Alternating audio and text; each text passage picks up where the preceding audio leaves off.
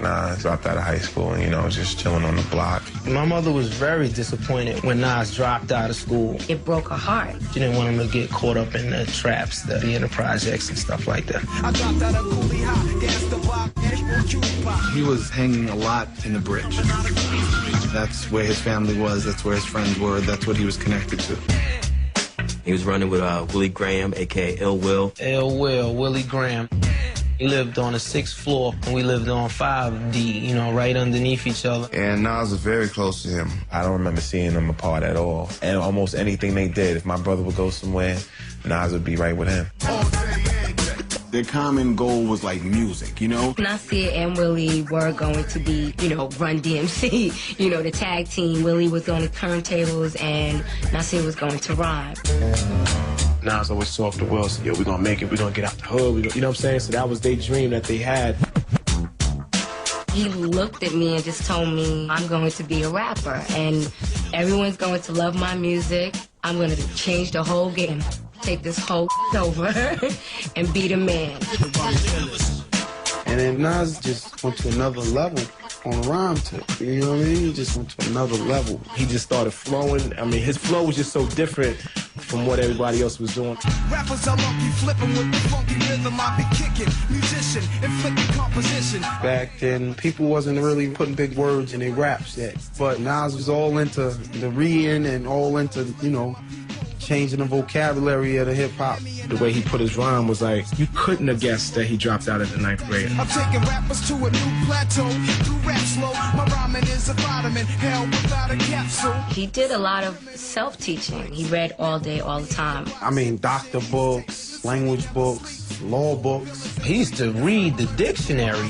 He used to read a full dictionary. Well, acapella rhymes that make me richer than a slipper made Cinderella fella. You know, Nas was coming out with words like cranium and crazy stuff that nobody in the hood really never heard of them words, like, you know what I'm saying? He just was the smartest street rapper in the hood. Yeah, one time for your mom, one time. If he started freestyling, we would just close our eyes, you know, and we could see the whole thing.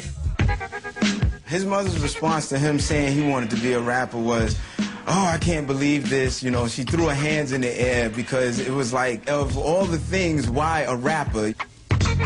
But she knew, you know, this is my son. This is what he wants to do. I know he's talented. I'm going to support him. Once she knew that he wanted to be in the music business, she just said, all right, I'm going to just help you then. She was the one who gave him the money to put together his demos and that kind of thing. I watched her give him $60. And I used to say, why do you give him? I thought you didn't have no money. And she used to be like, he's going to the studio.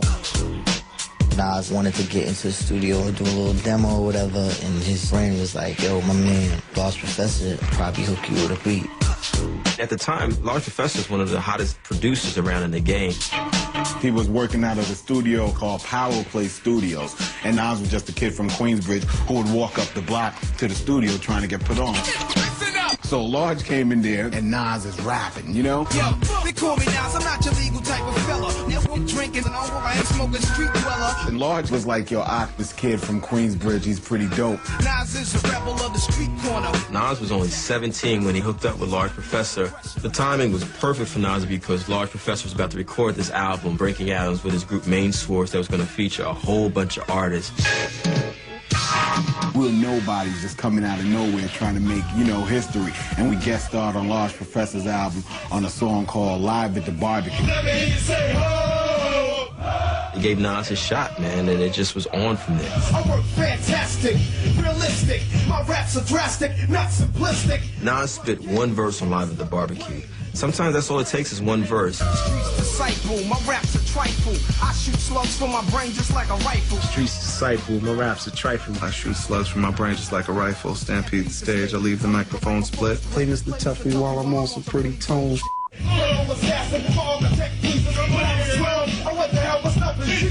When I was 12, I went to hell for snuffing Jesus. I'm sorry, that's just genius.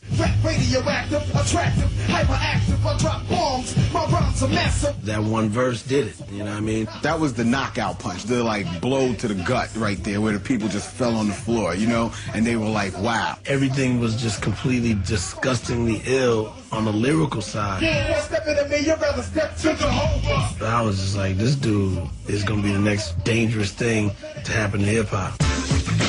After Live at the Barbecue, everybody was just like, yo, who's that? Who's that? Nas was the biggest talk of New York City. He was the guy that everybody wanted on their record. Like, the second you heard him, but you couldn't find him. He wasn't out. Like, he wasn't networking. He wasn't politicking. Live at the Barbecue creates this buzz for Nas, but it's not like you get paid mad paper. You know what I mean?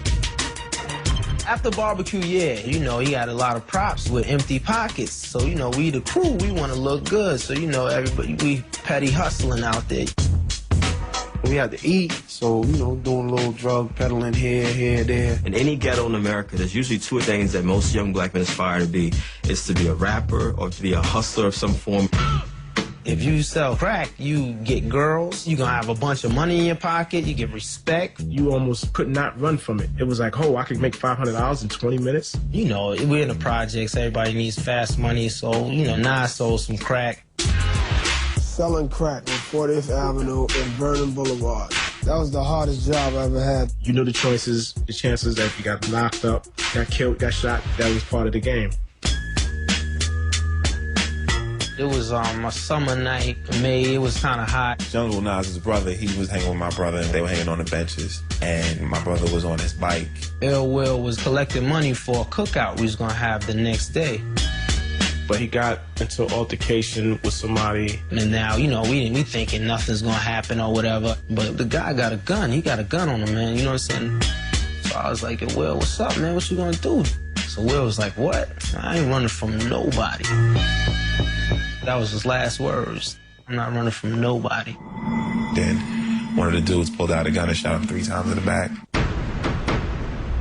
Then Will looked at me with the wide eyes and just fell. I was like shocked. I just stood still. And the dude that did the shooting turned to me and started squeezing too. My son Jungle was with him, so Jungle was shot in the leg.